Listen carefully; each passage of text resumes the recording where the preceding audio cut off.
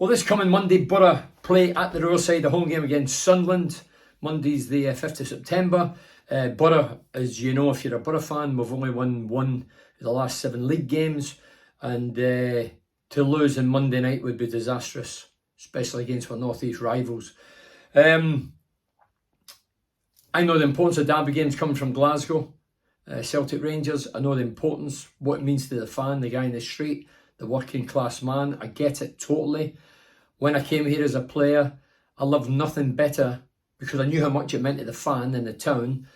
I loved nothing better than beating Newcastle or Sunderland and contributing, i.e. creating or scoring goals.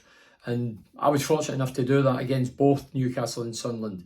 I think I scored about 4 or 5 against Sunderland, but the one that lives in the memory is the quickest ever goal against Sunderland. Depends what papers you read, it depends what watch you'd on. Some say it was 16 seconds, some say 17, some say 18. Yes, seconds, you heard me right, seconds.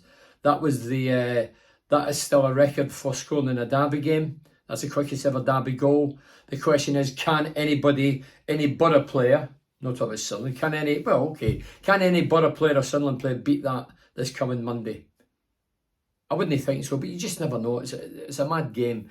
But looking back at some of the guys I played with or played against with Sunderland, there was guys like Tony Norman, John McPhail, Kevin Ball, Gary Bennett, Eric Gates, Marco Gabardini. I mean, there was a host of players there, Hardiman. That was players that I played against when we came into derby games. Does the majority of Borough players right at this minute understand the derby games? Probably don't. You know, we're all over the country and over the world, and I don't think a lot of the players really know the importance of derby. I remember Emerson getting interviewed after he scored a worldie against Sunderland at the Stadium of Light. He hit it outside his peg, 20 yards out, top corner, stunning finish, great goal. And he was getting asked afterwards, what about the goal? And that's a great goal against Sunderland in a derby game. And he went, it's just another game. I'm afraid it's not just another game.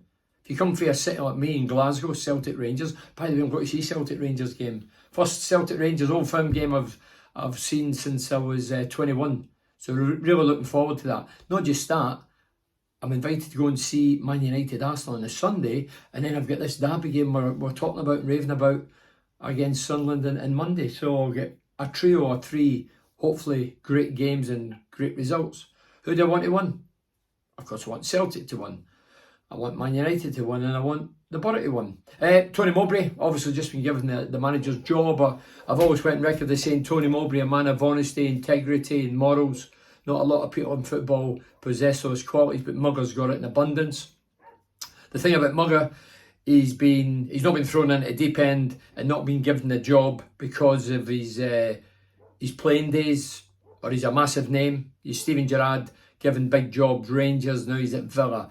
Lampard, he's at Everton at the minute, he's had jobs. Wayne Rooney, those guys got the managerial roles because of their name and titles and clubs and what they'd done as a footballer. Tony Mowbray's worked the managerial ladder. He's been at Ipswich, he started off at Ipswich, and then he's been around, he's been at Hibernian, he's been at West Bromwich Albion, he's been at Blackburn Rovers, he's been at Celtic, he's been at Coventry, and now he's at Sunderland. Sunderland's probably the second biggest club out of all the ones he's managed. I'll let you guess who was the first or who's the biggest, but Sunderland's definitely the second biggest club that he's managed. And I sincerely wish him good luck, apart from Monday obviously. But Tony Mowbray lives in the area. All he needs to pop up the A19, 25 minutes, half an hour, he's at the Stadium of Light. He'll see his kids more often. At Mugger, at times, I know him inside out. He's intense. He's an out-and-out football man. Look, he's a Borough legend. He's a Redcar lad. He went through the tough old times. He was part of the 86 team that people still rave about, that I was part of, and I witnessed them at first hand. Not a leader by vocally, but by example. Back then in the dressing room when we got promotion, 3rd, 2nd, 1st, and beating Chelsea at Stamford Bridge, he was a massive part of that. And that should never be forgotten. Some people looking at the transitional think, how on earth is this guy who's a Middlesbrough lad, how is he went to Sunderland? It's a job. It's a job. He's a professional. What do you call a professional? The guys that manage your teams don't support your team in the main. A lot of them flew overseas, abroad. Dear God, if you says me as a player, I'm going to come because I love Middlesbrough. I didn't even know where Middlesbrough was when I came off that train back in 1884-85. I'd hardly heard of Middlesbrough. So the likes of Mugger's obviously heard of Sunderland. He knows the tradition. He knows how big a club that they are, and they can be even greater. I mean, last season in League Division 1, they were getting somewhat 32,000 fans, 33,000. If they do well in the Championship this year, they could go up to 40 and beyond. So, but anyway, let's hope we can put Sunderland to bed Monday night. Let's hope that we get back into winning ways and back in track and back in the groove. But we have to score goals and we have to stop leaking goals.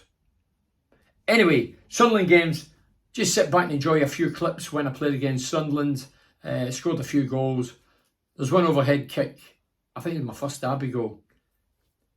I could see it looks a great goal. It probably does look a spectacular goal, but was there an element of luck? Of course there was. But the one that I crave and the one that I love is the quickest ever derby goal.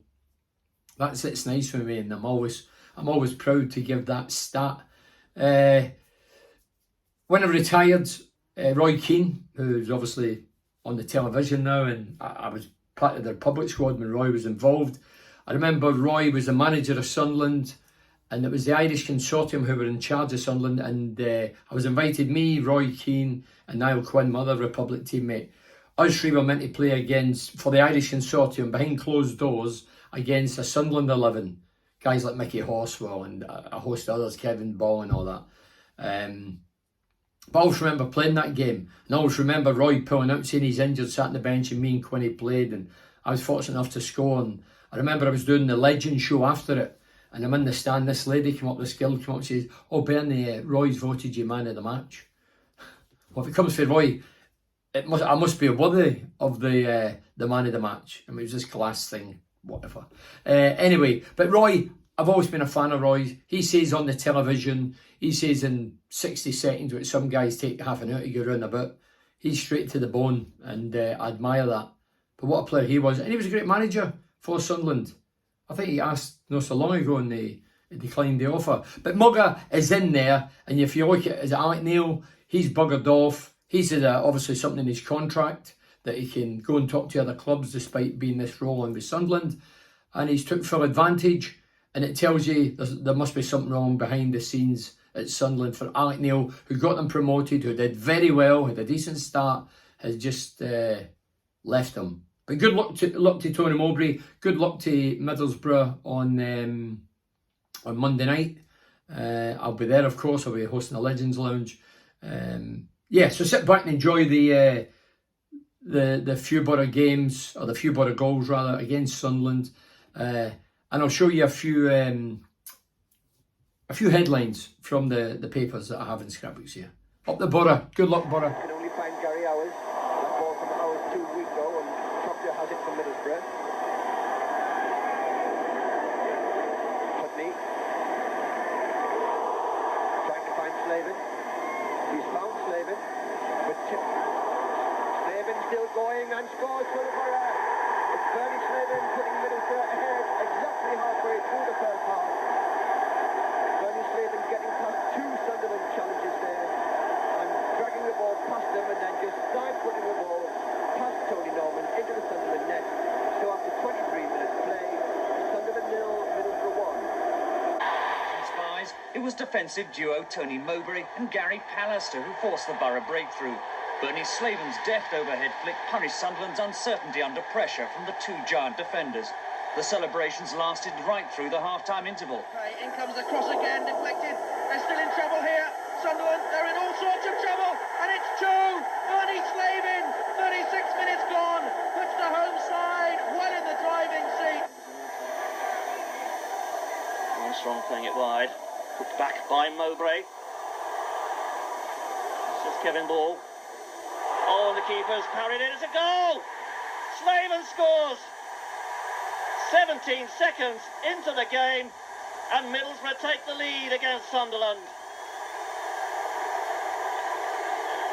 Well, Tony Norman could only parry it. Slavin by himself. Here's some of the paper cuttings from the Sunderland game, which we did 1-2-2-1.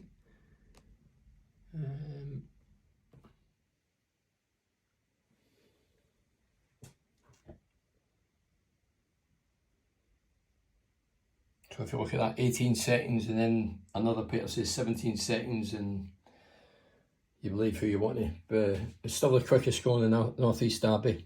Let's hope our Borough player can beat it this Monday.